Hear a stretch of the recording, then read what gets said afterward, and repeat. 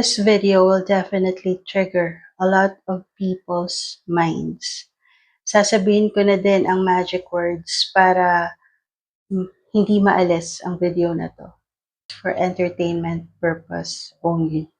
These beings, for them, they own the planet. Why?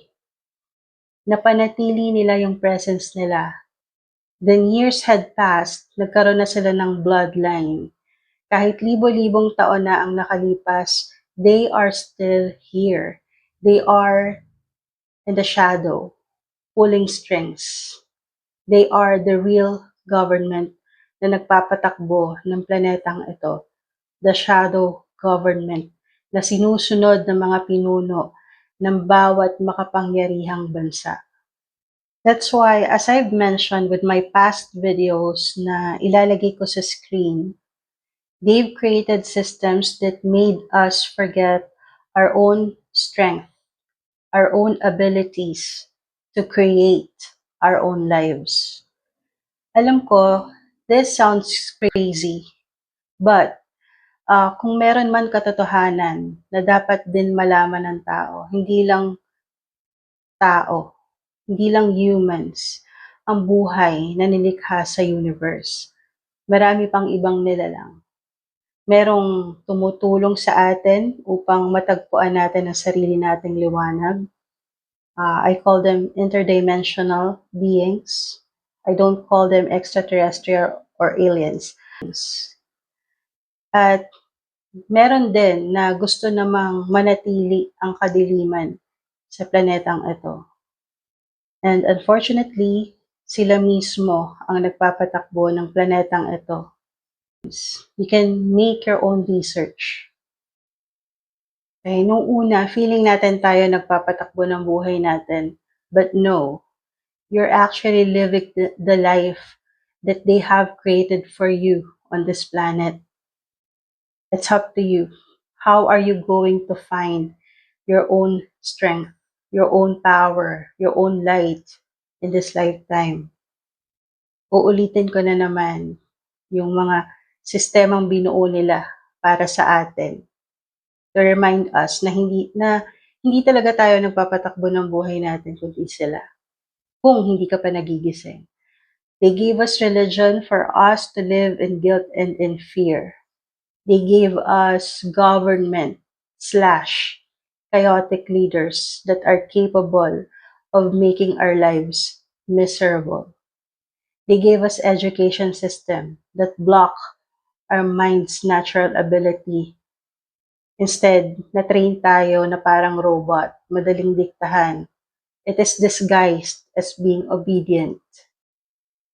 And yes, they gave us health systems, but they own big pharma companies na nagbe-benefit every time you got ill.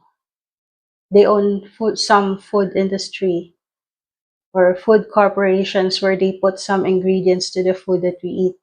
Ingredients that are questionable and harmful for us humans, but disguised as healthy. They own companies, banks, etc. They develop the natural resources of Earth, then made us pay. They created money like it's next to air. Hindi tayo mabubuhay sa planetang ito nang walang pera.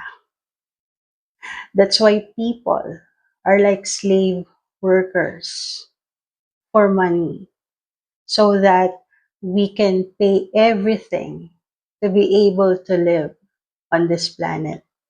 The one who decided to create that paper, that coins, or those coins are the real evil. Money is just a tool to manipulate the energy of this planet. Na kapag inisipan mo ng masama, for example, may nakita kang kakilala na yumayaman pero alam mo parang may duda ka. So, ginagawa naman niya kalokohan kaya yan yumayaman. Yun, parang nag-iisip ka ng hindi maganda. O kaya naman kapag kinatakutan mo, aminin nyo, madalas ayaw nating makita yung bills natin kasi natatakot tayo kung magkano. Yun, that's example kung paano tayo natatakot sa pera. Tapos yung pag may bigla ang gastusin, parang ibig sabihin gagastos ka na naman, bigla ang gastos, ganyan. Pero yun yung mga example ng mga nararamdaman or energy na binibigay sa atin ng pera. Kaya napapasmile ako kasi nare-realize ko habang sinasabi ko na iba talaga yung yung dating sa atin ng pera. It's really like next to air talaga. Ang galing ng pagkakagawa nila sa tool na ito.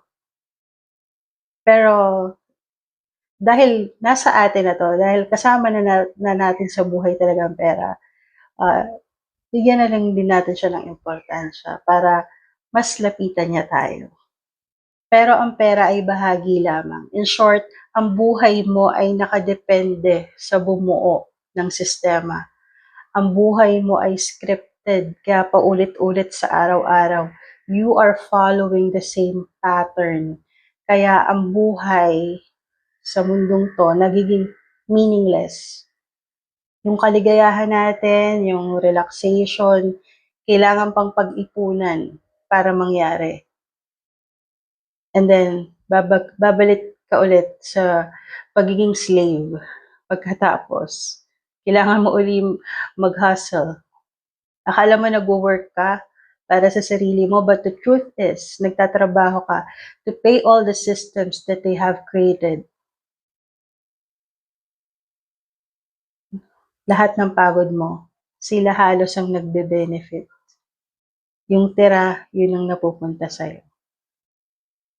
Eto pa, pinakitaan tayo ng luxurious life, not to inspire, pero para mag-hustle tayo ng mag-hustle at habulin natin ang luxurious life na meron sila, ang bawat trend na pinapauso nila.